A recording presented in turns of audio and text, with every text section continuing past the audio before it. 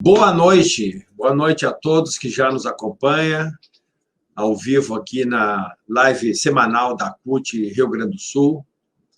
Está sendo publicada e transmitida cruzadamente com a CUT Brasil, nossa grande central sindical dos trabalhadores, mais a Confederação dos Metalúrgicos, não é? Com Brasil de Fato, Rede Soberania, numa forma que a gente está encontrando de nos comunicar, né, nessa grande, digamos, frente, né, frente de luta, frente popular, que a gente está e se organiza. Primeiramente, eu queria, nessa abertura, antes de apresentar os nossos nobres, ilustres convidados, a gente queria prestar uma solidariedade aos mais de 75 mil mortos, né, atingidos pelo coronavírus, uma grandíssima parte deles vítimas dessa necropolítica, dessa absurda política conduzida pelo atual presidente da República, um presidente eleito fruto de um golpe, né, no Brasil, e a grande mídia, as elites brasileiras, para evitar que a esquerda brasileira, o campo democrático popular, continuasse governando, lá o elegeram. E vamos considerar, né, que esse número de mortes e a vida, como ela está acontecendo no Brasil, ela poderia ser muito diferente se não fosse o Brasil governado por o tal de Messias Bolsonaro, que hoje nós queremos que apeie ligeiramente do mandato lá do poder, porque está sendo difícil do Brasil ser conduzido, né, por esse governante. E hoje nós queremos discutir particularmente com os três convidados que eu quero apresentar aqui, saídas para a economia do Brasil na pandemia.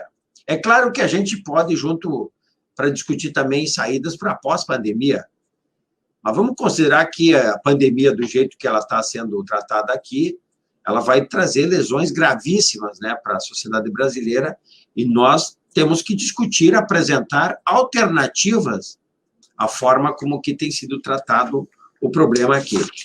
E eu queria, então, apresentar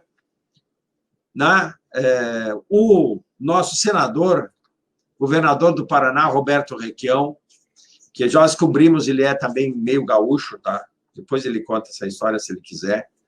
O nosso companheiraço Wagner Freitas, nosso sempre presidente da CUT, agora vice-presidente, obrigado pela presença. E a Marilane, uma estudiosa, pesquisadora, doutora, economista, professora, né, acima de tudo, né, Marilane, da Unicamp, e militante social, que a gente reconhece em você, né, uma lutadora desde os tempos das lutas sindicais aqui do Rio Grande do Sul, em que nós ganhamos sindicatos metalúrgicos de Porto Alegre, né? Lá nos idos 88. E nós queremos discutir com vocês, viu, Requião, Wagner e Marilane, o que vamos fazer da economia brasileira? O que a gente tem para propor? Essa semana, né, Wagner, nós estivemos lá em Brasília, entregando um documento, né, um plano emergencial para o Brasil nesse período. O Requião tem muito a nos dizer, contribuir, não só pela sua idade e pela sua experiência, mas pelo seu vigor, né, político, de continuar acreditando, né, e lutando pelo nosso país, pela soberania do nosso país, e a Marilane, né, que estuda, que pesquisa, isso daí. Mas eu queria ainda fazer referência a uma questão que eu acompanhei hoje, inclusive, um debate que disse o seguinte: o Brasil já vinha ruim, já vinha mal, política e economicamente. A pandemia apenas trouxe e agravou ainda mais o problema, já vinha mal. Quer dizer, o teto de gastos, o desmanche que fizeram das políticas públicas, da desindustrialização, o lavajatismo que tratou de quebrar as nossas grandes e médias empresas de tecnologia, né? Esse governo que eu falei anteriormente, que ataca a democracia, né? E aí veio se somar a pandemia, um governo que ataca a democracia, as instituições, o Congresso, o STF, que por si só já teria motivo suficiente para instalar um impeachment e afastar definitivamente o esse governante e as instituições lentamente, com dificuldades, né? Os poderes não muito lentos, muito inseguros, muito temerosos, né, de conduzir, porque os meios de comunicação e tal, né, que defendem esse programa, e um programa conduzido pelo Guedes, que é a salvaguarda, digamos assim, do neoliberalismo para vender o Brasil, acabar com a nossa soberania e tirar completamente os nossos direitos. Então, esse é o tema da noite, Wagner, Requião, Marilane, nós queremos que vocês é que vão conversar hoje com a gente, para todo o público que nos acompanha, e eu vou apenas fazer aqui uma mediação. Então, boa noite, bem-vindos. Vou começar pelo Requião aqui, nosso, né? E liga os seus microfones, vocês estão silenciados ali pelos microfones fechados. Então, além da saudação inicial, já pode ir tocando, nós temos 1 horinha de conversa aqui, porque é o tempo que o pessoal nos acompanha e fica com a gente. Depois começa a sair, a gente quer encerrar bem como nós estamos começando. Contigo, Requião. Amarildo, você começou me esculhambando já, me chamando de velho. Você sabe, Amarildo, que a gente fica velho porque não morre moço. Eu desejo para você muitos anos de vida. A situação que nós estamos, Amarildo, é uma situação terrível, independentemente do Covid-19. De janeiro a março, com a política do Guedes, nós já tínhamos perdido 1,5% do PIB. E o Covid é uma espécie de acelerador de incêndio que deu mais velocidade às coisas. Em 2008, 2009, Amarildo, eu era governador do Paraná quando nós tivemos a crise mundial. A crise com a quebradeira dos Estados Unidos, do Lehman Brothers, aqueles bancos todos. Então, eu vou dizer para você o que eu fiz no governo do Paraná. Quem quer ser universal, canta a sua aldeia. É evidente que eu tinha limitações administrativas. O governo do Estado não tem a facilidade de mexer com a economia que tem o governo federal. Mas veja, o que eu fiz? Em primeiro lugar, eu passei a tributar com 0% as microempresas. E peguei as pequenas empresas e coloquei numa faixa máxima de 2,5%. Paralelamente a isso, por sugestão, inclusive, de um companheiro que já morreu, petista, o Edésio Passos, eu criei no Paraná o salário mínimo mais alto do Brasil. Então, você entenda esse primeiro jogo.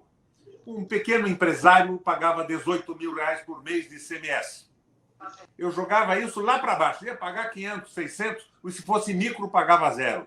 Mas, em compensação, ele pagava um salário decente para os seus trabalhadores.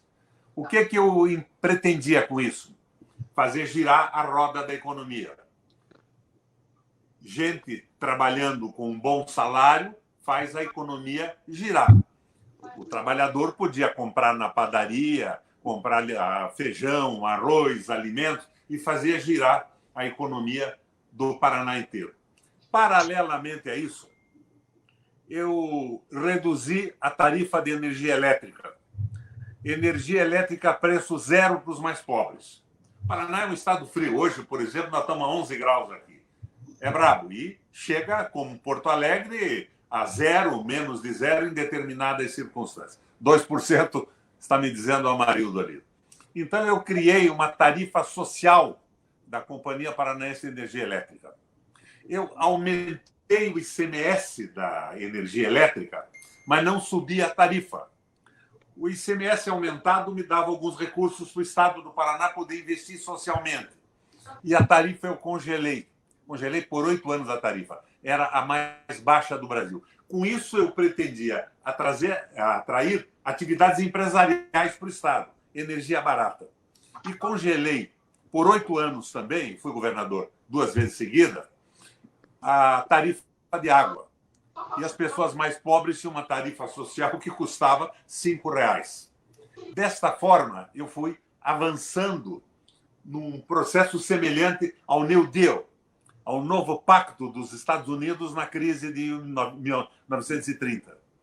Paralelamente a isso, eu criei para os agricultores, independente de terem o título de propriedade da terra, porque ou eram poceiros produtivos, ou eram famílias que estavam há 100 anos em cima da mesma terra e nunca tinham feito um inventário. Eu criei um fundo de aval. O Estado passou a avalizar os empréstimos aos agricultores familiares rurais. Pacifiquei os conflitos sociais, principalmente com o MST. Imaginem só. Num determinado dia, eu reuni todos os oficiais da Polícia Militar do Paraná e todos os quadros mais importantes e mais ativos do MST no quartel da Polícia Militar, para eles discutirem o que estavam fazendo. Nesse dia, acabou o conflito pelo desconhecimento entre a Polícia Militar e o MST. O pessoal do MST conseguiu explicar o que estava fazendo, o que pretendia, como estava trabalhando, e eu acabei com esse tipo de conflito e não tive conflito mais de terra com a intervenção do Estado durante os meus 3 governos estaduais. Fui governador 3 vezes do Paraná. Mas então eu consegui colocar a economia em funcionamento. Agora você me pergunta o que nós podíamos fazer hoje nessa crise. Primeira coisa é tirar o Paulo Guedes da posição que está, do Ministério da Fazenda. Porque esse cara é um criminoso, um liberal, que está tentando reproduzir no Brasil um liberalismo econômico que faliu na Europa, que faliu no mundo, que dificulta a Merkel a governar a Alemanha, que impede a Espanha de ter um governo sólido, com boa base. E ele está sonhando nesse liberalismo absoluto, que é uma estupidez completa. Esse liberalismo fracassou no mundo, fracassou na Europa e pede asilo no Brasil. E consegue asilo apoiado por personalidades da política e por essa eleição do Bolsonaro. A eleição do Bolsonaro foi um efeito colateral da campanha da direita e do liberalismo econômico contra todos os políticos. Na cabeça do povo mais simples, todo político passou a ser um ladrão. Eu, por exemplo, no dia 7 de outubro, as pesquisas diziam que eu seria o senador mais bem votado do Brasil em relação à população do Estado. Ibope, Folha de São Paulo e o nosso tracking de campanha. No dia 8 eu perdi a eleição, porque eu fui atacado por centenas de milhares de WhatsApps dizendo que eu estava aposentado com 450 mil reais. Foi a guerra contra a política, que tinha como objetivo o quê? Combater a corrupção? Não. Tinha como objetivo colocar o Brasil a serviço da macroeconomia norte-americana e da sua geopolítica. Eu não vou dizer a vocês, vocês não são ingênuos e nem eu, que nós não tínhamos corrupção na política brasileira. Tínhamos, no PT, no PMDB, em todos os partidos. Era uma corrupção endêmica. Mas não foi o combate à corrupção que mobilizou essa gente. Foi a utilização desse combate para atacar não os corruptos, mas atacar o Brasil, a nossa soberania, o nosso desenvolvimento econômico, o nosso processo civilizatório. E esse ataque, Wagner, esse ataque, a maioria de vocês dois que são sindicalistas de ponta, começou na Europa. Vocês sabem que a social-democracia europeia ela surge pelo medo do comunismo russo, que era um sucesso. O leninismo, o marxismo-leninismo amedrontava a Europa toda. Agora, de repente, a Rússia se alia aos Estados Unidos, derrota o nazismo e se consolida, amedrontando a Europa inteirinha. Então, nesse momento de pânico, de medo, movimentos populares organizados conseguem conquistas em relação ao poder absoluto do capital e principalmente do capital financeiro. Eles conseguem o voto das mulheres, os trabalhadores conseguem garantias, se consolida a aposentadoria pública, as etnias passam a ser respeitadas, diversas etnias, os negros passam a ter a vez que têm direito, por serem tão humanos quanto nós, não há diferença nenhuma nisso. Aliás, a humanidade surge na África e os primeiros humanos eram negros. Cleópatra era negra. Os egípcios eram negros quando inventaram a escrita, os hieróglifos, e conseguiram, inclusive, estudar os astros e os ciclos de clima no mundo. A nossa origem é essa. Temos os pés na África. Branqueamos como saímos da África, menos sol, não é? A melanina se manifestava melhor, e daí você vê o Wagner mais escuro do que eu, que também sou filho, descendente de negro, de índio, de português, de espanhol. Sou um brasileiro de cepa antiga. Então, minha gente, em determinado momento, na Rússia, surge a Glasnost. Glasnost era o degelo. E depois da Glasnost, a perestroika, na mão do Gorbachev. A perestroika é a reconstrução, não é, Marilene? E nesse processo, desaparece, por uma questão de erros internos e de avaliações mal feitas, o comunismo soviético, e com ele desaparece o medo europeu dos ricos do comunismo. E vem a revanche do capital financeiro. Essa revanche se suporta na precarização do Estado e poderes dados de forma absoluta aos bancos centrais nas mãos dos banqueiros e dos milionários. Precarização do Estado. O Estado passa a ser, como diria o velho Brizola, um mandalete do capital financeiro.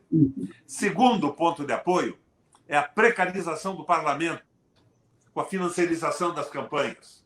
Wagner, partidos e candidatos eleitos, financiados por esses grupos, no mandato executivo ou legislativo, tinham como referência os seus financiadores. E quase todos eles, com exceções maravilhosas, nós sabemos, eram simplesmente mandaletes do capital financeiro que financiou suas campanhas. Terceiro ponto de apoio foi a precarização dos sindicatos.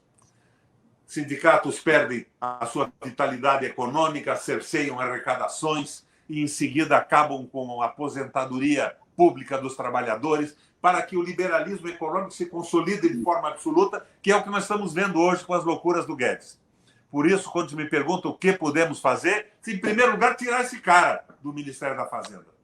Me preocupa menos o Bolsonaro. Nesse circo em que se transformou o país, o Bolsonaro é um animador de picadeiro. Ele diz bobagem, diz asneira o dia inteiro para divertir a população. Marilene, divertir do italiano divertere, desviar do que importa. Enquanto o Guedes avança com as suas brutalidades liberais. Então, é essa situação que nós estamos. Agora, concretamente, o que é que nós podemos fazer? Eu acho que nós temos que fazer o que estamos fazendo aqui agora, Amarildo. Embora alguns companheiros seus tenham perguntado por que trouxeram o Requião, que é tão velho.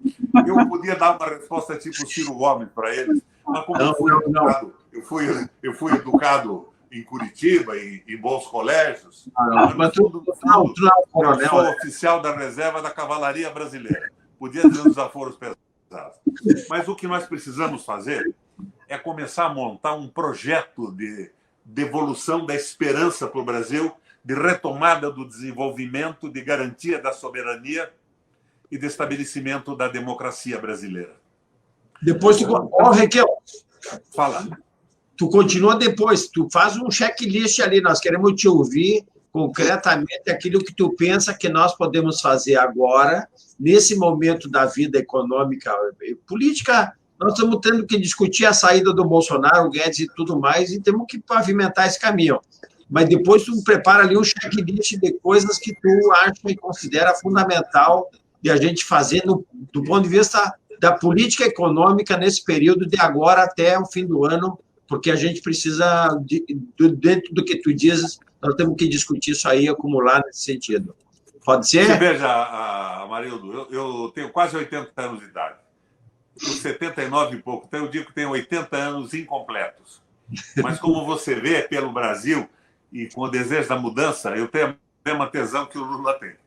Por isso, eu avanço um pouco no espaço. E eu acho que eu devo parar por aqui, nessa análise inicial, para os nossos companheiros se manifestarem. Mas depois nós queremos te ouvir de novo, tá? Estou à disposição, Amarildo. Uma hora, mas aguenta aí. Conta com o velhote aqui. Diz, Marilene, vamos ver. Okay. Agora, o Wagner tem que nos trazer o que foi entregue lá em Brasília, viu, Wagner? Olá. Fora Bolsonaro. Boa noite, fora Bolsonaro. Vai, Não, mas leva o Guedes junto. tem uma pauta emergencial lá que eu sei que a gente elaborou ali para entregou, né? No período. Fala, Marilene.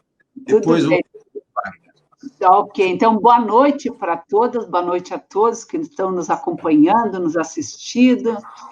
Um cumprimento especial a Marildo, obrigada pelo convite, ao Wagner, vice-presidente da CUT, ao nosso eterno senador Requião, um agradecimento especial também ao Ademir, que eu não ouvi aqui, mas que gentilmente entrou em contato comigo, querido Ademir, também um grande abraço para todos os amigos de Porto Alegre. Estou feliz de estar de volta ao Rio Grande do Sul, mesmo que virtualmente, né, enquanto a gente não consegue fazer as nossas visitas físicas, e te agradecer mais uma vez, Marildo, pelo convite.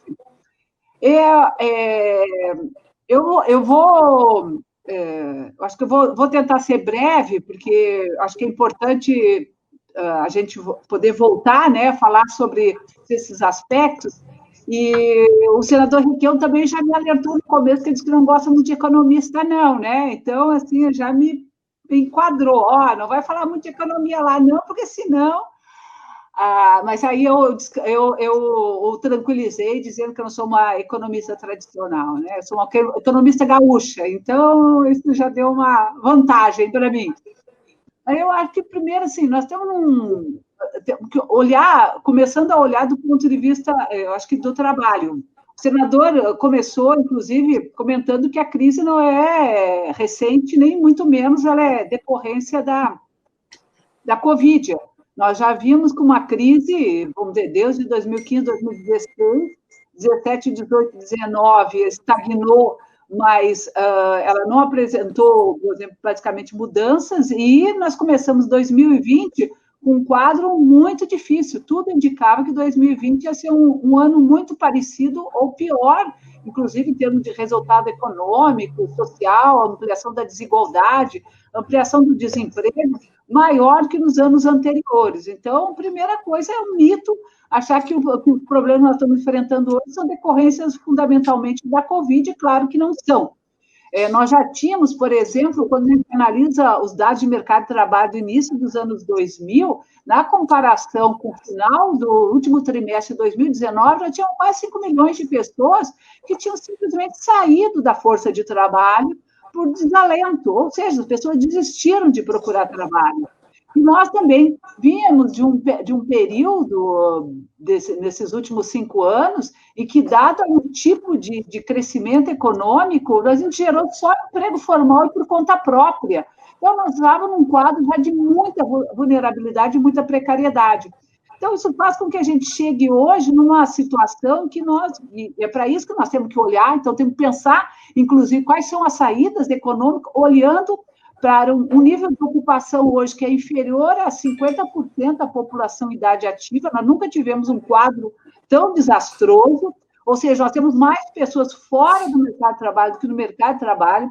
Nós estamos com 27 milhões de pessoas que gostariam de trabalhar e não estão trabalhando, ou seja, esse dado mais do que dobrou na comparação, por exemplo, com o início de 2020, que era em torno de 12 a 13 milhões, e nós estamos com 74, quase 75 milhões de pessoas fora da força de trabalho. Então, quando a gente pensa o que são as estratégias, e aí eu não vou nem precisar dizer que eu não consigo, porque eu acho que isso é um entendimento que nós temos, é um consenso que nós temos, de que dificilmente nesse governo, ou praticamente impossível nesse governo, e sobre o comando da política econômica nas mãos do Guedes, nós vamos conseguir operar ou pensar em mudanças que possam representar uma saída da crise do ponto de vista econômico e do ponto de vista do emprego, do ponto de vista social. Tem total acordo. Inclusive, entre ontem e hoje, o Guedes e a sua equipe econômica divulgaram vários PowerPoints, né? E um deles é mostrando quais são as medidas que devem ser adotadas para o próximo período. Eles estão prevendo uma queda em torno de 5% do PIB para esse ano, só que a partir de 2021 o mundo tudo vai ser de maior normalidade, a economia vai crescer 2%, 3%, o emprego vai se recuperar, E o problema é só 2020, portanto, porque o ano que vem a normalidade vai ser totalmente restabelecida, como se estivesse no país das maravilhas, né? Não estão no mundo real. Agora, como é que ele sustenta essa tese? Ele sustenta essa tese, basicamente, a partir de uma afirmação de que tem que continuar seguindo com a política de austeridade fiscal. Ele disse, a austeridade fiscal é o pré-requisito para a retomada da atividade econômica e do nível de emprego. E ainda tem o disparate de divulgar que, a partir das medidas de austeridade fiscal, nós vamos poder, de fato, fazer política social. Então, isso é um discurso completamente avesso de tudo que nós entendemos e compreendemos como austeridade fiscal. A austeridade fiscal é justamente o oposto disso, né?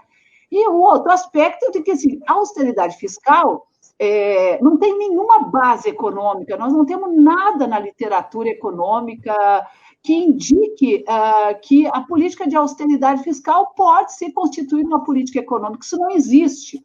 Então, o primeiro aspecto, eu acho que hoje, para nós, que é central, é discutir que o Estado tem que gastar, tem que ampliar os gastos e gastos sociais. Não tem limite para gastos sociais. O Estado, ainda mais o governo federal, porque o Estado, os municípios ainda têm limites em relação a isso. Agora, o governo federal, não. O governo federal pode fazer emissão de moeda, o governo federal pode fazer emissão de títulos da dívida pública, não tem nada na literatura que indique o contrário. As principais economias desenvolvidas, todas têm a dívida pública 100% do PIB, 200% do PIB. O problema não é esse. O problema é que eles estão olhando esse período como uma coisa temporária, como se fosse apenas um incidente, né? 6 meses, meio ano, e que, portanto, as medidas que foram adotadas como as medidas emergenciais, elas foram introduzidas no orçamento com um grau de emergência, com caráter de emergência, mas que isso vai ser recuperado a partir do segundo semestre no próximo ano. Tanto que eles estão prevendo já um superávit primário que é nos mesmos patamares dos anos anteriores, ou seja, como se você tivesse zerado, como esse período não tivesse, vamos dizer, a gente não tivesse vivenciando esse período. Então, a primeira coisa que nós temos que fazer, que eu acho que é o debate central hoje, é a discussão dos gastos públicos. E aí, não tem essa ideia de que os gastos têm que estar vinculados à receita, nós temos que fazer reforma tributária para poder garantir recursos. Não. Claro que a reforma tributária é importante e necessária, mas não pelos motivos atuais, porque ela precisa corrigir um problema sério no país, que é um problema de regressividade, um problema de desigualdade. Agora, hoje, nesse momento, ela é importante, necessária, mas ela não pode estar condicionada à necessidade do Estado ampliar seus gastos de forma ilimitada. E ampliar para onde? Primeiro, com políticas públicas. Que políticas públicas são essas? São basicamente políticas sociais. Eu, inclusive, nem me atrevo a dizer que nós temos que montar frente de trabalho. Eu sei que tem uma discussão no PT, discussão de frente de trabalho, muito a partir de experiências, inclusive, do New Deal, de outros momentos da história. Agora, eu acho que a gente tem que pensar que nós temos que gerar emprego, nós temos que garantir renda, nós temos que fazer os fluxos monetários circularem. Nós temos quase 70% do PIB brasileiro constituído no consumo das famílias. O resto é exportação, investimento, gastos governamentais. Então, ou seja, nós somos um país que depende basicamente, fundamentalmente, dos recursos que circulam na economia, são o que a gente chama de consumo das famílias. Nós temos que rearticular esse circuito, né? Entre produtores, consumidores, famílias, vendedores, empresas, e, portanto, tem que colocar dinheiro em circulação. E, para botar dinheiro em circulação, as pessoas têm que ter renda. Então, uma parte vem de todo um debate em relação a transformar o auxílio emergencial numa renda básica. Isso é fundamental. Foram 106 milhões de pessoas que foram requerer o auxílio emergencial. Isso não é pouco. São todos os desempregados, são as pessoas que ficaram sem trabalho, que eram os informais e o conta própria. Nós temos um mercado de trabalho muito desestruturado. Portanto, no contexto da pandemia, as pessoas se viram de um dia para a noite sem trabalho e sem renda. Então, foram 106 milhões que foram buscar recursos, que é o auxílio emergencial. Nós temos que estender esse recurso, nós temos que ampliar ele, nós temos que garantir que ele se torne uma política permanente, mas não aos moldes que está sendo negociado hoje pela equipe do Guedes, porque eles querem pôr a renda básica em troca de retirar seguro-desemprego, auxílio reclusão, benefício de prestação continuada e todas as políticas públicas que a gente vem constituindo e construindo, ou seja, desconstruir tudo que foi construído até hoje e propor alguma coisa no seu lugar, né? Uma substituição. Por outro lado, nós temos que ampliar os gastos públicos naquilo que é fundamental hoje para garantir a saúde e a segurança das pessoas, seja em política de saúde, seja na política de segurança, e, inclusive, não só que garanta e que dê benefício às pessoas que, de fato, precisam hoje de auxílio, principalmente na área do complexo de saúde, como ser um elemento gerador de emprego que possa, inclusive, incorporar uma boa parte desses trabalhadores, dessas trabalhadoras hoje que estão sem emprego. Não há como retomar o nível de atividade econômica, eu quero concluir com isso, sem que haja toda uma estratégia do ponto de vista do Estado. O Estado não adianta, pode parecer discurso, pode parecer uma fase pronta, mas não tem como a gente se recuperar de uma crise dessa envergadura. O senador, inclusive, deu bons exemplos em relação à sua experiência quando governador no estado do Paraná, o quanto é fundamental ter política pública. O Estado é o único capaz de ser o indutor e o coordenador da retomada da atividade econômica, porque para ele não tem limite de gasto, é diferente da iniciativa privada, que não vai, só porque você introduziu o contrato verde e amarelo, que você permite que recontrate uma pessoa por um período inferior a 90 dias por salários menores, ou que você passe a remunerar por salário hora, que é isso que o Guedes começou a divulgar essa semana, porque estão sempre retomando a discussão em relação ao trabalho. Para eles, o trabalho é o principal responsável pela falta de iniciativa das empresários, dos empregadores para a retomada da atividade econômica. Não vai funcionar. Ninguém vai contratar se não tiver demanda, e quem pode ter demanda e tem autonomia para isso é o Estado e é o poder público. Então, eu acho que o esforço muito grande tem que ser nessa direção, ampliar o seguro-desemprego, estender o prazo, ampliar os valores, discutir uma política de crédito, e aí termino com isso, séria. O governo colocou 1,1 trilhão em circulação nas mãos dos bancos. Os bancos estão usando esse dinheiro para comprar títulos da dívida pública com valores menores e ganhar no curto e médio prazo. Aquela medida provisória 944 não serviu para nada. O Tesouro Nacional disponibilizou 40 bilhões e apenas 20% disso foi tomado como empréstimo nas empresas. Então, você tem que discutir taxa de juros zero, você tem que colocar os bancos públicos para emprestar. Então, assim, não tem nada de novo. São políticas que já estão sendo... Nós já fizemos isso em 2008, em parte, os países europeus estão fazendo isso, não tem segredo. O problema é o seguinte, é que nós temos que ter outro governo para conduzir as políticas de forma adequada e correta, porque esse governo não tem coordenação, não tem direção, não tem capacidade política, não tem legitimidade para garantir que a gente saia da crise de forma com dignidade, salvando vidas. Um pequeno problema, né, Mariana? Estamos com o Bolsonaro e o Guedes no Ministério da Fazenda.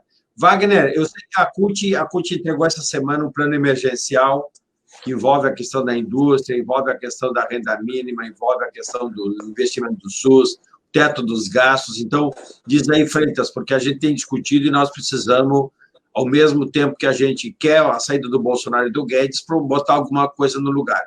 Então, obrigado pela tua presença aqui, vindo à altura, substituindo o nosso presidente Nobre, por favor. Gente, boa noite. prazer estar aqui na CUT Rio Grande do Sul, presente, Marildo.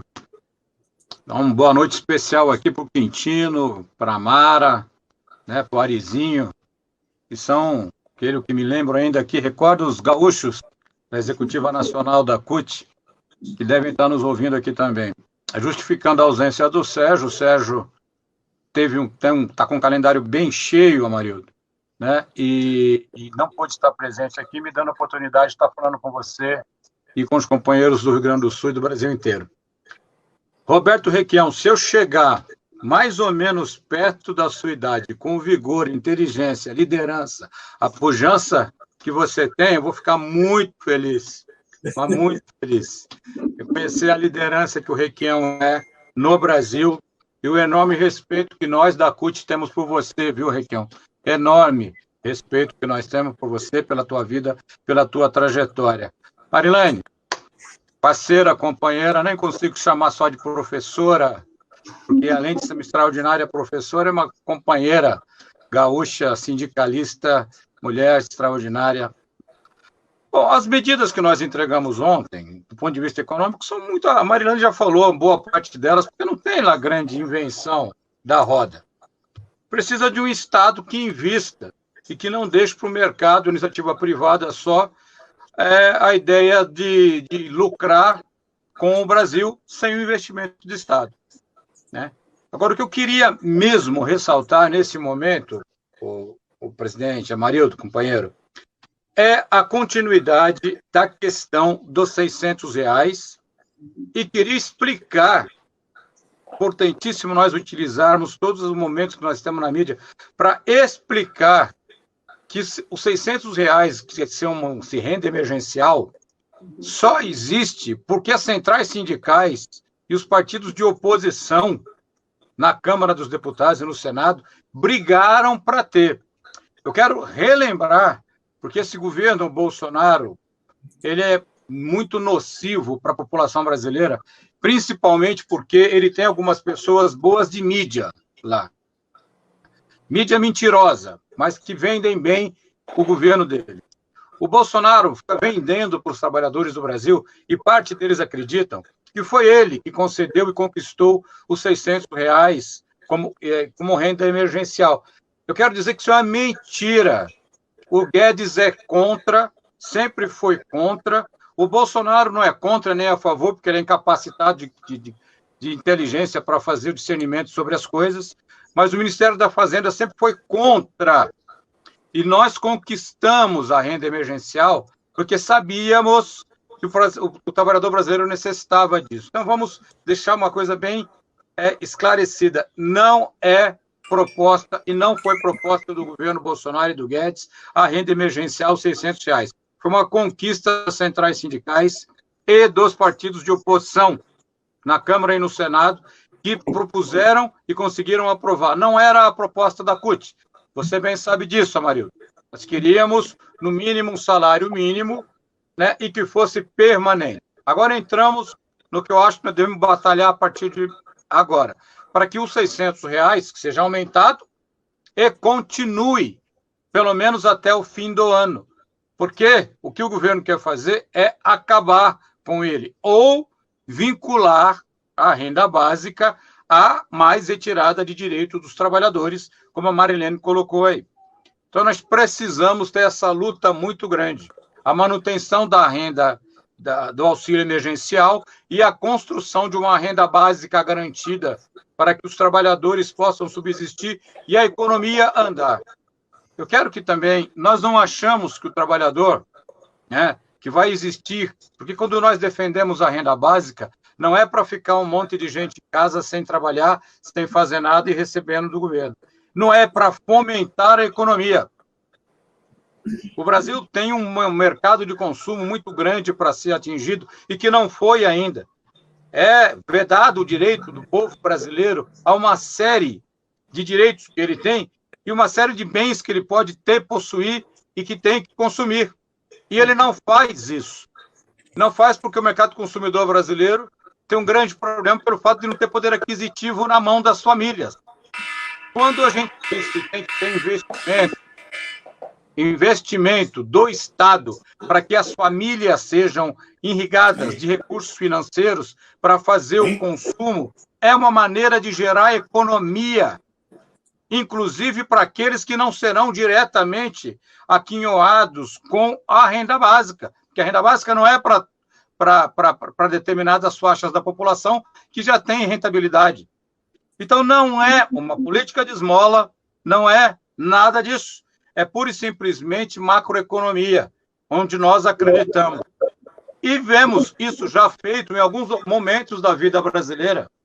Em outros governos, governo do presidente Lula, governo da presidenta Dilma, já fizeram esse investimento com todas as dificuldades, erros e acertos cometidos por esses governos, mas tinha um papel de um Estado muito mais empenhado em atender às necessidades dos pobres, colocando os pobres na economia, para a economia ter condição de andar. Não adianta.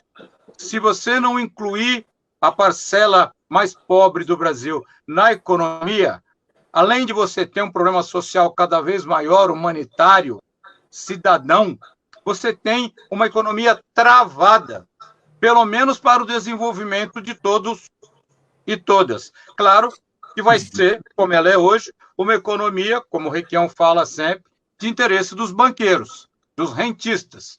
E eles, sim, vão continuar tendo a vida fácil que eles sempre tiveram e têm hoje. Então, por isso nós defendemos a renda básica e defendemos o auxílio emergencial pelo enorme problema que o Brasil tem hoje, né? Com a pandemia. E defendemos que você precisa ter investimento na pequena e média empresa. O governo, por exemplo, quando ele faz investimento nos bancos, coloca recurso financeiro na mão dos banqueiros, como disse a Marilene, e não coloca investimento na micro e na pequena empresa, que é a maior geradora de emprego do Brasil, maior fornecedora de emprego no Brasil. Então, o Estado tem que olhar para isso. Tem que olhar para esses pequenos e médios empresários, porque eles também estão vivendo um processo de falir. Nós, da CUT, não queremos que a economia brasileira vá à falência. Nós não queremos que as pequenas e microempresas quebrem todas. Nós queremos, pelo contrário, que elas possam ser revitalizadas para elas gerarem empregos para a classe trabalhadora que precisa de emprego. Não temos dúvida nenhuma. Há vários projetos, medidas de emprego que podem ser tomadas e que esse governo não vai tomar, Mário. Não vai tomar, inclusive, porque o Guedes foi colocado lá pelos bancos, pelo sistema financeiro brasileiro e para que os bancos tenham acesso à economia como eles estão tendo agora. Wagner. Então, que o banco, só para finalizar, uma coisa importantíssima, o Guedes voltou agora com a proposta de capitalização da Previdência.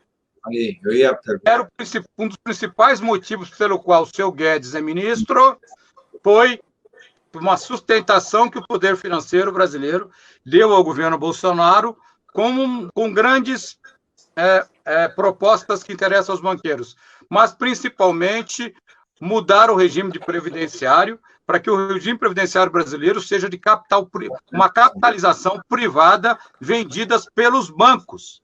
É o que tem a maior rentabilidade que eles podem ter. E o Guedes voltou a falar nisso agora. Então, por isso que nós fizemos a entrega de uma proposta emergencial ontem, das centrais sindicais, ontem, nessa semana, para o governo, né? Porque nós achamos que existem, dentro do sistema vigente, dentro do capitalismo, formas de gerir o Estado diferente que está fazendo o Bolsonaro e o Guedes e que podem ser muito melhores para a população mais carente do Brasil. E entendemos que eles têm que ser essa população carente incluídas na economia, né? Então, mas tudo isso só é possível, Amarildo. E depois eu queria deixar o espaço para os nossos convidados falarem, porque nós da CUT somos aqui anfitrião. Só é possível com o fora Bolsonaro. Legal. Senão, enquanto tiver Bolsonaro, vai continuar tendo crise e genocídio no Brasil. O Wagner, vê bem assim, ó, eu vou pedir para o Requião, porque... Tá, Requião, Nós tiramos o Bolsonaro e tiramos o Guedes. Aí o Requião é o nosso ministro das Finanças, vai compor um governo democrático e popular. Agora, nesse momento, porque o empresário pequeno e médio tá quebrando. Vai ter um fechamento de empresas, talvez nunca mais reabra. Nós temos um trabalhador acuado porque ele precisa trabalhar, porque se ele não for trabalhar, ele não recebe o salário, mas ele está sem distanciamento. Aí todo mundo diz, fique em casa, mas ele tem que trabalhar, porque não há uma política pública de defesa do empresário, do pequeno e médio, não há uma política pública mais clara para o cara se manter em casa com salário em dia. E, por outro lado, a Marilene Requião fala sobre... Tá, então vamos emitir moeda. Eu acho que, emergencialmente, nós tínhamos que taxar as grandes fortunas. Os bancos lucraram 19, cento e não sei quantos bilhões o ano passado, continuam lucrando, recorde, esse ano continua lucrando, bom, tem as riquezas, tem as fortunas, tem o grande patrimônio, tem a grande renda e tal. Requião, você é o nosso ministro, e o que você vai propor agora para o Brasil, para a gente sair durante a pandemia e da economia brasileira num outro patamar? A minha concordância, Amarildo, se estabelece com você na necessidade de termos um projeto que devolva a esperança do Brasil, que viabilize o desenvolvimento econômico, a soberania, dê emprego, salário e democracia para o país retomar o seu processo civilizatório. Amarildo, aqui no Paraná, que é um estado privilegiado, já começaram assaltos a caminhões de frango congelado por grupos de pessoas famintas. O coronavírus é um acelerador do processo de desgaste e de destruição iniciado pelo liberalismo econômico do Guedes. Não há dúvida nenhuma disso.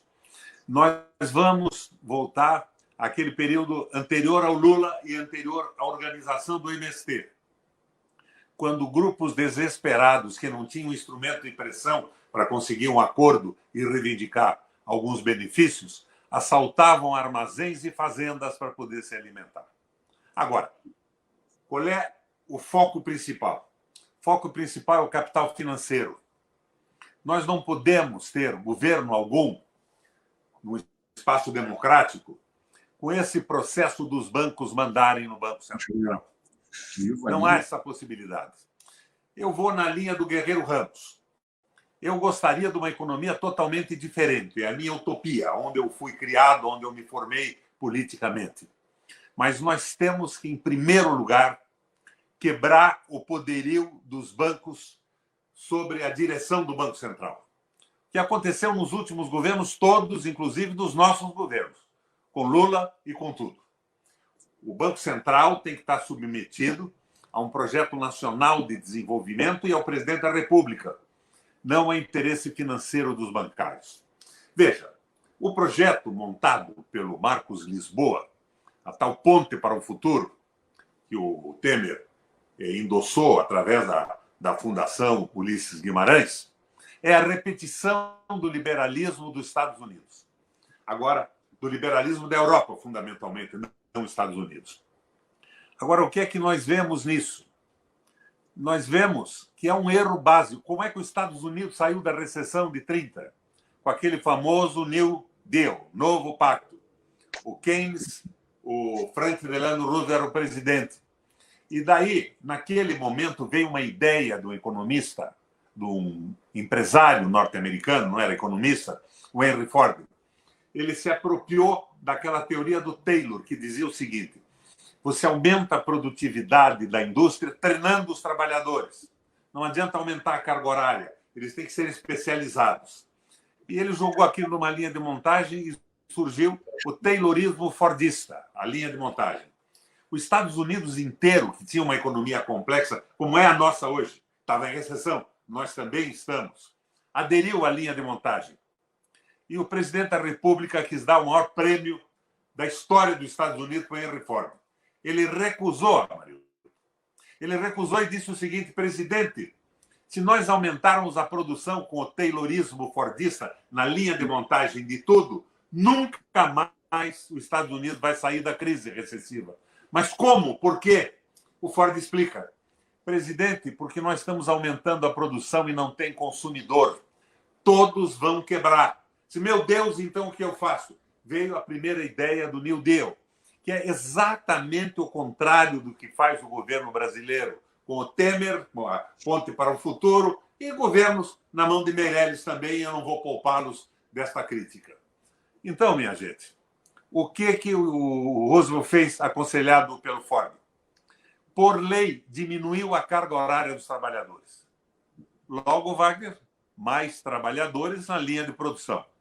E, por lei, por sugestão do Ford, subiu o salário mínimo. Então, mais trabalhadores no mercado de trabalho, ganhando bem, restabelecido o círculo virtuoso do consumo. Foi aí que começou o famoso New Deal. E nós estamos fazendo o quê? Exatamente o contrário. Agora, de uma maneira sintética, as crises que a Alemanha, os Estados Unidos, o Japão viveram lá pelos anos 30 foram resolvidas todas elas com investimentos pesados do poder público.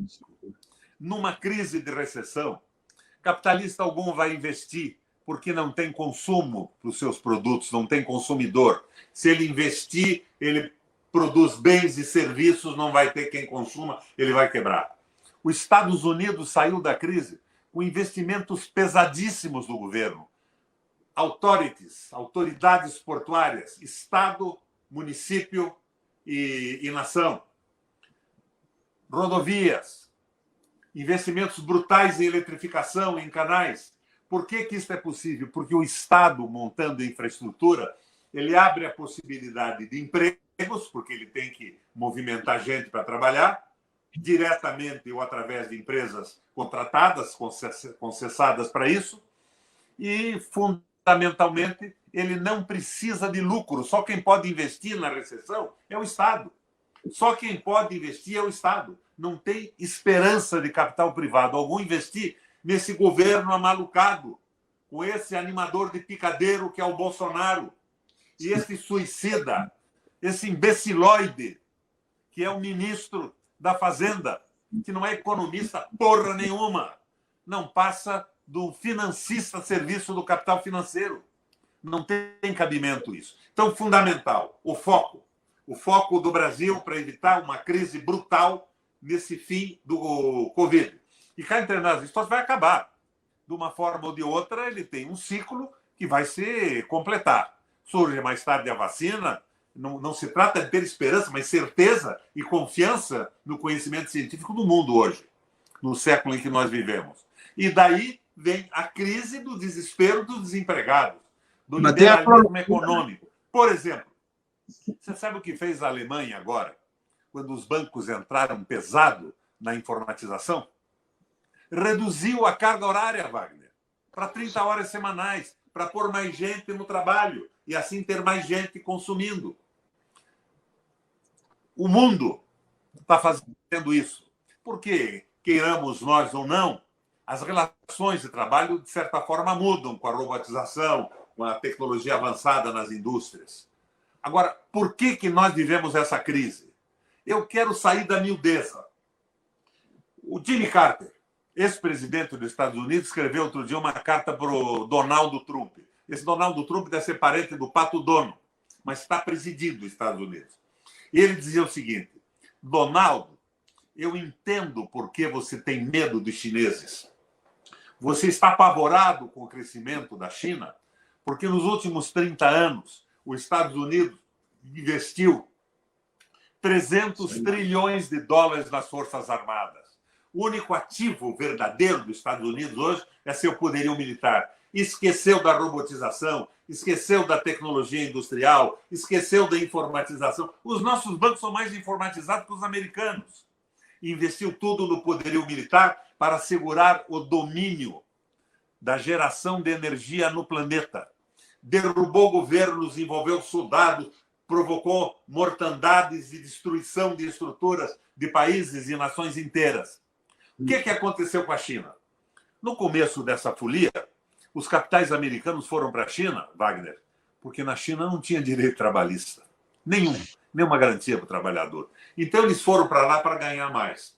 Mas a China foi se apropriando do conhecimento tecnológico e foi investindo em tecnologia industrial, em robotização, construindo cidades inteiras novas, a exemplo do que fez a Inglaterra no pós-guerra com as New Towns, as novas cidades, sem avançar em um único país do mundo, sem tentar derrubar um único governo, sem tirar direitos de populações alguma. Então, a China cresceu economicamente, está passando os Estados Unidos, eles estão em desespero. Se o Lula tivesse cedido inicialmente o pré-sal para os americanos, não tinham derrubado a Dilma, nem se preocupado com os roubos da Petrobras, que existiam e tinham que ser punidos.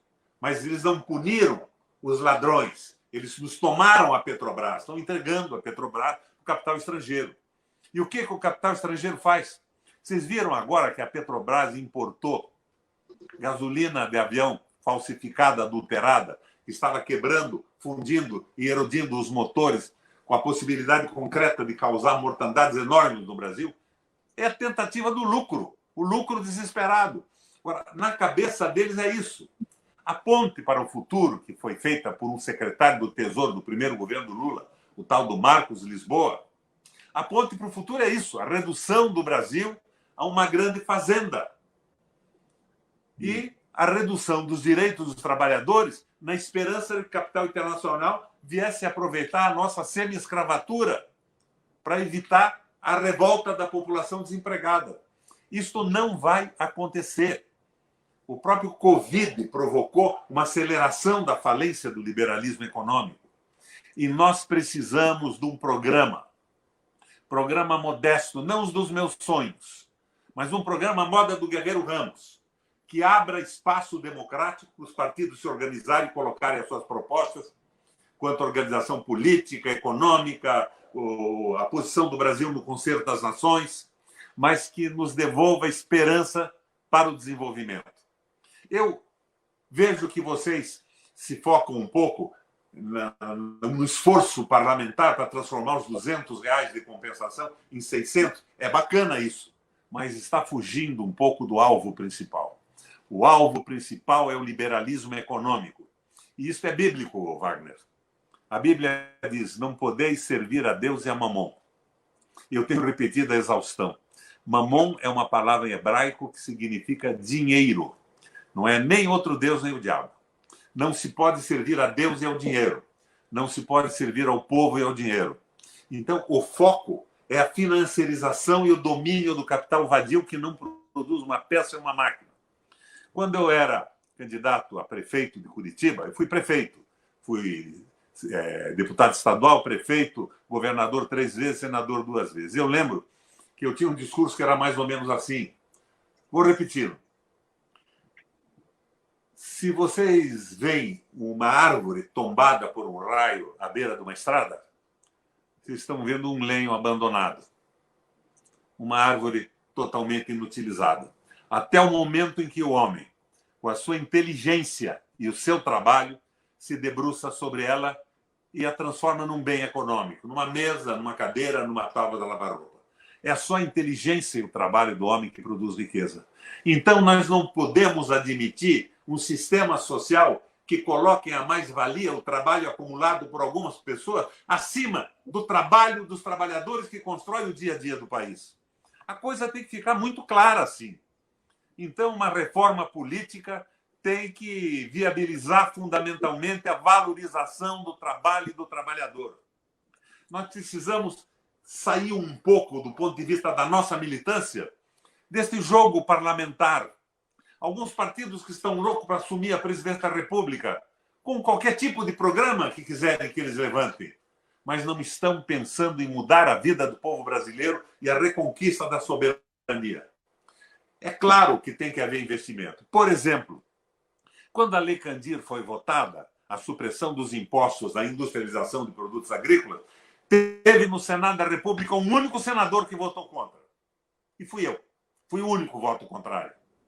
E essa lei foi um tiro de canhão contra o processo de industrialização dos nossos produtos. A Cristina Kirchner começou a cair quando ela propôs a tributação dos produtos in natura exportados e foi derrotada pelo voto do seu vice-presidente, que na Argentina é o presidente do Senado. Então, nós temos que começar a pensar nessas coisas. Mudança para valer. Frentes, frente única, frente ampla. Eu tenho horror disso. Wagner, frente ampla foi o nosso governo com Lula. Era uma frente ampla, Meirelles, essa gente toda.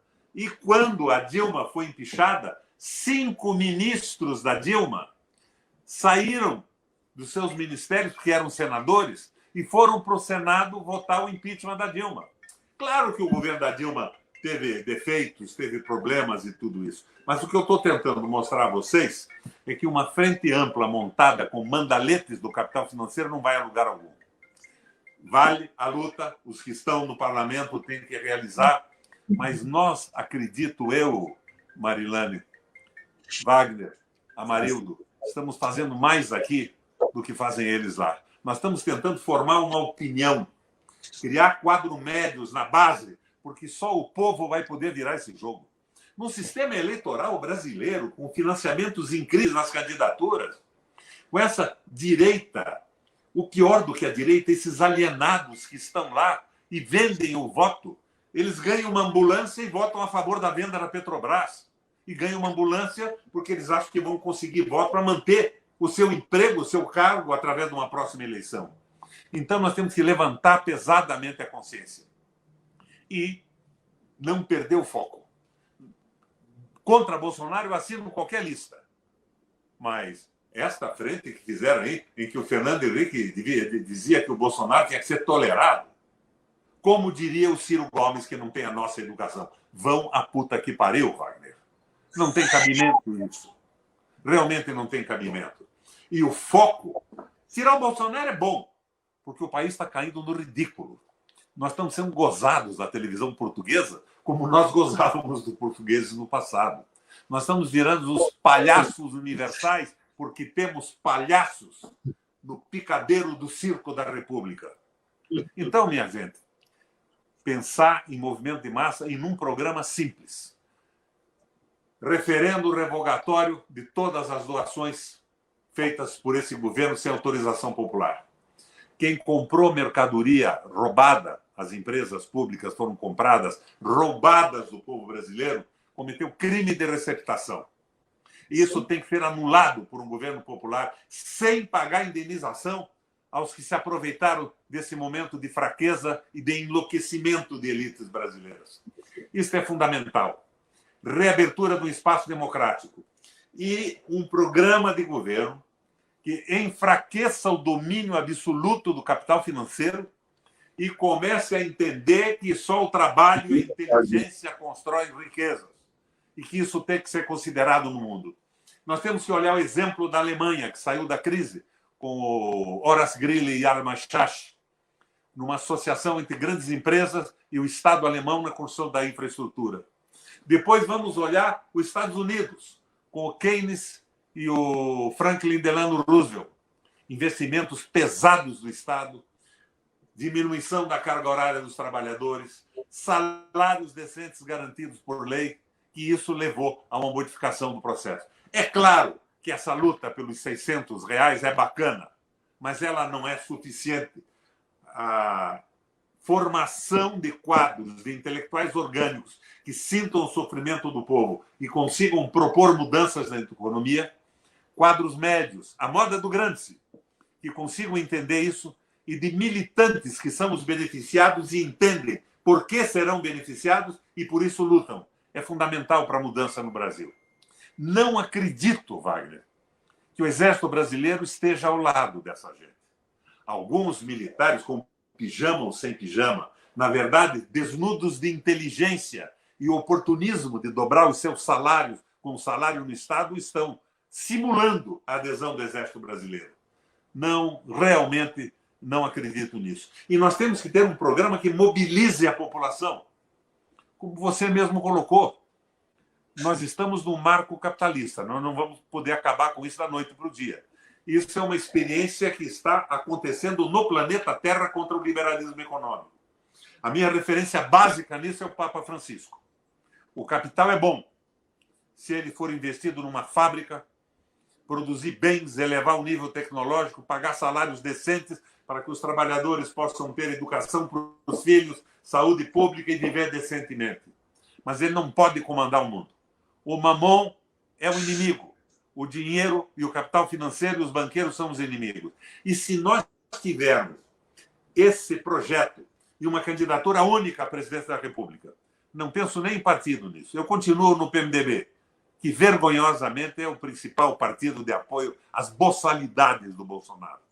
Continuo lá, porque não vejo perspectiva para sair disso agora. Mas uma candidatura única para restabelecer a democracia, restabelecer a esperança e dar espaço para a organização dos partidos, a discussão da política, da economia e colocar o Brasil no seu processo civilizatório do qual foi arrancado.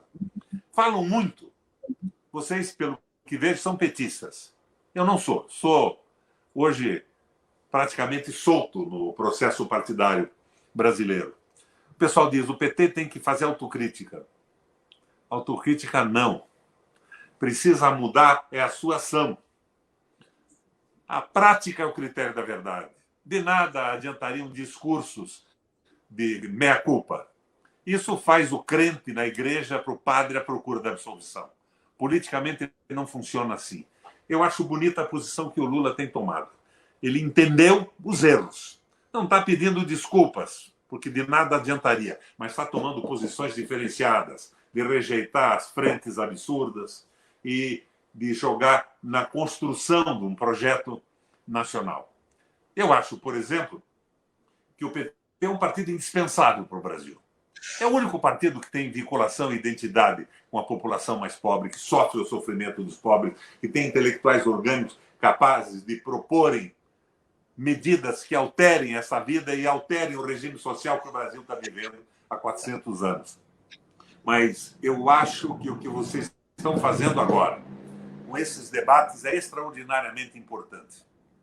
Não para louvar algumas ações parlamentares que merecem ser louvadas, mas para tentar construir uma ideia nacional na cabeça das massas. Nós precisamos de quadros médios que entendam o que está acontecendo e de um projeto de mudança, porque senão nós vamos para o caos. Vão começar a assaltar armazéns e tudo mais, porque liberalismo econômico, um acelerador de incêndio, que é o coronavírus, vai tornar o Brasil insustentável.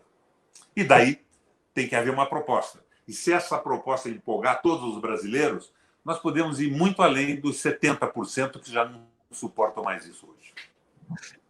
Valeu, Requião. Marilene, na verdade, assim, você já falou um monte de propostas ali. A elegância do Wagner nos recomendando sermos anfitriões. E daí o Roberto Requião, ele tem essa maneira de tomar conta do palco e toma conta com brilhantismo, com sabedoria, com acerto da política e tal. Então, acho que foi um momento importante. Muita gente nos acompanhando aqui, viu, Requião, elogiando, né, o teu posicionamento, a tua perspicácia política. As minhas redes estão transmitindo também o programa de vocês. E o teu comprometimento com o Brasil presente e futuro. Marilene, aproveita, já fala suas considerações finais, e o Wagner também, porque nós ficamos com esse compromisso de fazer hora e pouco e tal, que é um tempo razoável para as pessoas nos acompanhar. Diga, Marilene. Abre o teu microfone. Obrigada, Marildo. Não, está correto. Eu também acho que a gente também tem que dar um tempo às pessoas, né? Algumas já estão dentro das 7, 8 horas da manhã em reunião, né, Wagner? O Wagner está ali com a carinha cansado. Várias lives hoje. Exatamente. Aliás, Marilene, nunca o movimento sindical trabalhou tanto quanto nessa questão depois do coronavírus. Eu vejo algumas pessoas achando que o movimento sindical não está produzindo, pelo contrário. Nunca produziu tanto. Exatamente. Nunca produziu tanto, nunca trabalhou tanto, nunca esteve tão próximo dos trabalhadores que representa, porque agora é remoto. Né? Você faz... Marilene está sem som. Claro, claro. Não, e é isso mesmo. Amanhã mesmo estamos lá no Congresso da FUP, amanhã à tarde. Então, cada dia... Mas, assim, eu só queria concluir, então, até deixar um abraço, agora, olhando aqui as pessoas que estão acompanhando, vários amigos, amigas, o Dari, a Weber, a Mara, semana que vem vou estar aqui de novo também com atividade do pessoal do Judiciário. Então, digamos que toda semana, pelo menos 1 ou 2 vezes por semana, eu estou passando pelo Rio Grande do Sul. Queria me despedir alertando para Primeiro, eu acho que a gente não pode, de forma alguma, amenizar ou atenuar o nosso o cenário que nós estamos vivendo. A gente não tem bola de cristal para medir, por exemplo, qual é o tempo ainda que nós vamos ter que permanecer em isolamento. A gente pode ter outros momentos de pico. Não tem nenhuma vacina aí a curto prazo, a médio prazo, que sinalize para uma recuperação rápida. Isso não é só no Brasil, é no mundo. A atividade econômica nas principais economias se desacelerou brutalmente. Então, portanto, nós não tem como depender, por exemplo, de exportações, embora as exportações andem muito bem, porque o agronegócio anda muito bem, continua muito bem, né? Mas nós temos várias implicações do ponto de vista das nossas importações, vários setores industriais tiveram que romper seus fluxos comerciais, porque simplesmente algumas matérias-primas e insumos desapareceram do mercado. Então, a gente depende de nós, né? E, portanto, as medidas que precisam ser adotadas são medidas para retomar minimamente a nossa capacidade de consumo de renda. Nós temos uma parte muito grande da força de trabalho que está no trabalho informal, no trabalho por conta própria. Antes da pandemia, eram 36 milhões de pessoas entre informal e conta própria, e basicamente serviços pessoais, serviços domiciliares, ou seja, essas pessoas, boa parte, não depende da contratação de empresas, de voltar a retomar seus empregos anteriores, elas precisam de trabalho que é basicamente impulsionado pelo consumo das famílias, né? Então, a gente precisa retomar a capacidade de renda, né, de consumo da sociedade. Quem pode fazer isso nesse momento, sem dúvida nenhuma, é o Estado e as políticas públicas. Da mesma forma, não acredito. Nós estamos agora, por exemplo, já está em discussão o orçamento para o ano que vem, mês que vem. A equipe econômica envia o orçamento para o próximo ano. Essas questões que o Guedes falou essa semana é tudo sinalização, inclusive do ponto de vista de manutenção do superávit, o teto dos gastos. Nós temos um debate muito duro pela frente. Ele não pode ser adiado para 2022, ele tem que ser feito agora. Em 2022, não sabemos quem vai sobreviver a isso tudo. Esse debate tem que ser feito agora, nesse momento, na disputa do orçamento, na disputa da condição da política econômica para o próximo período. E, portanto, a discussão-chave, sem dúvida nenhuma, é o impedimento desse governo, é o impeachment. Então, acho que é uma luta muito dura. Eu queria encerrar dizendo que eu acredito muito na nossa capacidade de luta, de resistência da classe trabalhadora, dos movimentos sociais, dos movimentos populares. Os movimentos novos que estão emergindo nesse contexto, como a paralisação dos aplicativos no dia 1º e agora novamente no dia 25. Nós temos uma capacidade de luta, de organização social muito grande, nós temos experiências muito importantes que estão sendo realizadas no âmbito dos municípios, das comunidades, que é a discussão da economia solidária, são as discussões de compartilhamento, é a solidariedade do movimento sindical com os movimentos sociais. Nós temos coisa nova por aí. E dessa coisa nova que vai surgir a nossa, vamos dizer, capacidade de resistência, de luta e de enfrentamento. É isso que nós temos que nos valorizar agora, investir. E, mais uma vez, obrigada pelo convite, Amarildo, agradeço imensamente, foi um prazer dividir com o Wagner, dividir com o senador esse momento, e estamos aí sempre à disposição para o que vocês precisarem, tá? E até breve. Obrigado, Marilane. Aqui a gente tem uma máxima nesse momento, desde a segunda semana do coronavírus. Solidariedade agora também faz parte da luta, e nós estamos conseguindo conviver, acessar. Nós temos um projeto aqui, né, Wagner, da CUT no bairro, do enraizamento no território e tal da nossa central, e a experiência da nossa solidariedade, que com máscaras produzidas pelas cooperativas, mulheres costureiras, com algodão orgânico, com os agricultores da Via Campesina e agricultores familiares com produção orgânica oferecendo as cestas, e também com atos simbólicos demarcando fora Bolsonaro, para a gente, no lugar, construir alternativas políticas e horizontalizar as nossas lutas, agregando toda a sociedade e os trabalhadores empregados e não empregados nessa luta. Wagner. A Marilda, antes de passar, eu só queria fazer uma saudação para o Claudir. Eu vi ele aqui, o querido Claudir, um abraço enorme para ele. O Claudir, Tara Vitalino, Dari, a Maria Helena, tem uma militância toda aqui acompanhando o Antônio. Tá? Eu vi tanta gente passando por aqui, fazendo perguntas que eu não consegui passar adiante.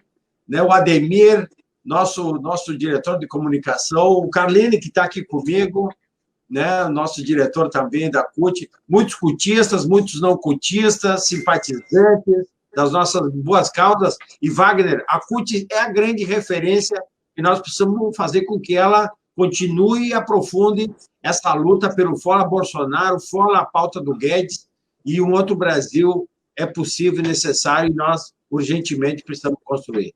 Wagner. Marildo, nós temos uma tarefa muito grande, nós todos. Sem aqui. som, Wagner. Estão me ouvindo? Sim. Não está ouvindo? Uma tarefa. Não. Você está me ouvindo, Requião? Então acho que deve ser com você aí. O Wagner está sem som. O Requião não te escuta, Wagner. Tá. Eu acho que o Requião saiu. Marildo, e todo o pessoal que está nos acompanhando aqui. Há uma realidade presente entre nós que nós não temos como tapar com os olhos. Não. O Bolsonaro, com toda a idiotice dele, virou liderança para uma parte da nossa base. Requião, tenta ser mais pobre. Tu escuta, eu acho que está contigo o problema, viu, Requião? É isso que eu... Então, o populismo de direita do Bolsonaro, o fascismo de Bolsonaro, ele engana uma parcela da nossa base. Por isso que é necessário fora Bolsonaro. É necessário o impeachment do Bolsonaro para desmistificar essa ideia que ele criou, né? E que a grande mídia desse país criou, que ele é uma alternativa para os mais populares. É por isso que todos aqueles que são pelo fora Bolsonaro, que não precisam ser socialistas como nós e defensores de um outro regime que não o capitalismo, e que estejam agora nesse barco querendo a saída do Bolsonaro, o fora Bolsonaro, o impeachment do Bolsonaro, nós temos que ter unidade neste sentido. Porque nós não temos unidade de classe e não temos unidade de pensamento. Agora, o grande inimigo é o Bolsonaro. Nós não podemos deixar que ele chegue até 2022 e se fortaleça, nos nossos trabalhadores as ideias lamentáveis que ele representa. E que é isso, por isso que nós temos que nos organizar, inclusive com outros que são de outra classe social ou de outro entendimento político que a gente, para quê? Para derrubar o Bolsonaro e para ter uma alternativa a ele que seja referência para o que nós pensamos de política, economia, de vida, de liberdade. Então é isso que nós estamos construindo. Por isso que nós temos que ter, quanto mais pessoas nesta política, mais o papel da CUT vai ser sentido. Porque defender os trabalhadores agora é fazer o que nós estamos fazendo. Apresentar propostas de viabilidade econômica. Os nossos sindicatos defendendo os interesses dos trabalhadores. Mas, acima de tudo, é derrotar a ideia que o Bolsonaro representa, que é da não política, que é do apolítico. É mentira, mas ele representa isso. Essa ideia conservadora do racismo, do machismo, né? Que é contra os interesses de vida que nós criamos. E que nós entendemos, sim, que ele é genocida. Porque no meio de uma pandemia mundial, o que faz o presidente da República é incentivar o não isolamento, é incentivar que as pessoas saiam às ruas. É ele, em vez de liderar uma campanha pela saúde, dos trabalhadores e trabalhadoras, dos brasileiros. Pelo contrário, ele fala que é uma gripezinha, em atleta não pega, porque não é verdade, porque ele pegou, já não é atleta há muito tempo, mas diz que ele um dia foi, e, portanto, ele comete, sim, um genocídio, e porque já morreram 70 e poucas mil pessoas, e poderiam não ter morrido uma parcela grande delas, se não fosse pela ação genocida do presidente da República e de muitos que o seguem.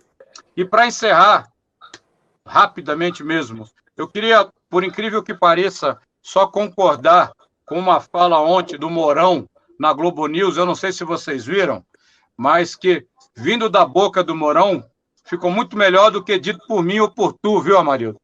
Que ele disse que o Bolsonaro, é verdade, ele ficou no Exército, ele chegou só até o posto de capitão, e depois ele saiu do Exército, e ele disse que o Bolsonaro só ficou no Exército enquanto as habilidades físicas prevaleciam sobre as habilidades intelectuais. Então, o Bolsonaro, ele saiu do Exército, segundo o Mourão, não sou eu que estou dizendo, pega a Globo News de ontem. Ele saiu do Exército enquanto era possível ele só ter habilidades físicas, porque quando era necessário que ele tivesse habilidade intelectual, ele já não estava mais e não pôde fazer. Eu queria dizer que eu acho exatamente isso do Bolsonaro. É a mesma coisa que eu acho. E que, lamentavelmente, nós precisamos... Por isso que nós temos que derrotá-lo. Inclusive para que a gente possa, no Brasil, defender a liberdade e uma outra sociedade que não é minimizando os problemas como o Bolsonaro faz ou jogando os problemas para debaixo do tapete. Nós temos que enriquecer o debate nacional e derrotar Bolsonaro nesse sentido é essencial para que a gente tenha um Brasil na retomada do crescimento econômico. Não tem crescimento econômico, retomada do Brasil com Bolsonaro. E muito menos com as ideias que ele defende, e muito menos com Guedes. Por isso é o nosso boa noite com Fora Bolsonaro. Fizemos a entrega do impeachment, são outros impeachments, e vamos pressionar, você que está me ouvindo, o Congresso Nacional, com atividades sociais nossas, mas com atividade também de pressão, para que a gente tenha colocado em discussão o impeachment para a sociedade brasileira defender. Porque nós precisamos de um Brasil voltando a crescer, e isso não vai acontecer com o Bolsonaro e o Guedes no poder. Obrigado, Amarildo. Obrigado, Marilene. Grande Roberto Requião. Uma boa noite para todos e para todas, essa companheirada que está ouvindo a gente aí. E um grande beijo para o Ademir, meu parceiro, né, de há muito tempo, que é nosso secretário de comunicação da CUT, e para o Claudir, que deve estar desesperado aí, querendo participar também. Uma boa noite para todos e todas. Nós queremos, em nome, viu, Requião, Wagner, Marilene, que tu está recebendo um monte de abraço aqui. Tem uns fãs aqui, o Claudir, tem tanta gente aqui, a Mara, e a Maria Helena, que é a nossa secretária de formação. Mas eu queria agradecer muito, muito de coração. Foi uma noite realmente importante, boa, deu um bom diálogo, uma boa conversa aqui de nós. A gente aqui quer aproveitar a oportunidade para destacar, viu, Wagner? Eu acho que a CUT Nacional pode fortalecer essa pegada. Nós estamos aqui com uma grande campanha de rua nas mídias e tal, em defesa da testagem obrigatória de todos os trabalhadores da saúde. É exemplo do que nós estamos fazendo em relação aos trabalhadores da alimentação, sejam eles dos frigoríficos, sejam eles agricultores familiares conectados nessa engrenagem do tal do agronegócio exportador. Porque agora começaram a testar as carcaças, Riquelme, e as carcaças dos animais e as embalagens, porque os importadores acham que a gente está exportando o coronavírus junto com o alimento que é tão sagrado e tal. Então, nós estamos nessa pegada e dizer e destacar, porque tem muitos sindicalistas aqui assistindo, nós já distribuímos mais de 150 toneladas de alimentos, máscaras, como a gente disse, panfletos defendendo a taxação das grandes fortunas, a renda mínima, viu, Wagner? Para dizer que a gente vai continuar defendendo, mas também defendendo que tem que ter política pública para o pequeno e médio empresário, porque nós precisamos dessa gente defendendo o nosso Brasil. E isso tá nos trazendo uma experiência fundamental e importante, em que toda quarta-feira, em boa parte do Rio Grande do Sul, a gente tem essa ação proativa que nos conecta com esse mundo dos vulneráveis, dos informais. Inclusive, amanhã teremos uma reunião com o pessoal dos aplicativos, aqui a CUT, com os aplicativos, para discutir o futuro desse trabalhador. E quem sabe a gente cria um aplicativo Tchê aqui, foge dos iFood e desse mundo multinacional que só explora e tira o nosso dinheiro aqui do Brasil. Obrigado, Requião, de todo o coração. Wagner, nosso companheiro. Marilene, sempre nossa lutadora social nessa experiência de nos assessorar, de nos acompanhar. E a você, Requião, você está cheio de fãs aqui já, enfim, não faz mal que tu não esteja no PT, você é um cara que está sempre na trincheira, não é, pegando a frente para a defesa do Brasil, da nossa soberania e do nosso povo. Um grande abraço, uma boa noite. Diga. Mário, boa noite. Se vocês não estivessem tão longe, eu os convidaria para o jantar. O jantar aqui em casa hoje é um feijão Que bom, do então. MST, de um assentamento do Rio Grande do Sul, que eu recebi, sem agrotóxico e com uma costelinha de porco defumada. E feito por quem já fez muitas feijoadas. Infelizmente, não posso convidá-lo. Valeu, um abraço. E para beber, tu vai oferecer o quê? Porque a Vitalina está Para beber, eu tenho cachaça de Salinas, de Minas Gerais, do Morro da Fumaça, de Santa Catarina, e de Morretes, que é muito boa aqui no litoral do Paraná. Além de tudo, tu tem uma grande virtude, tu é um bom cachaceiro, gosta de boas cachaças. Muito bem. Um abração, boa noite, queridos, que todos nos acompanharam até agora. Compartilhem, repassem para os amigos. Eu acho que esse debate ele tem que continuar acontecendo fora Bolsonaro, fora gay, Bolsonaro. fora essa pauta neoliberal. Fora Bolsonaro e fora capital Bolsonaro. financeiro do comando do Brasil. Isso aí. Bolsonaro Um abraço. Gostei, Wagner. Boa noite. Valeu, minha gente. Um abraço.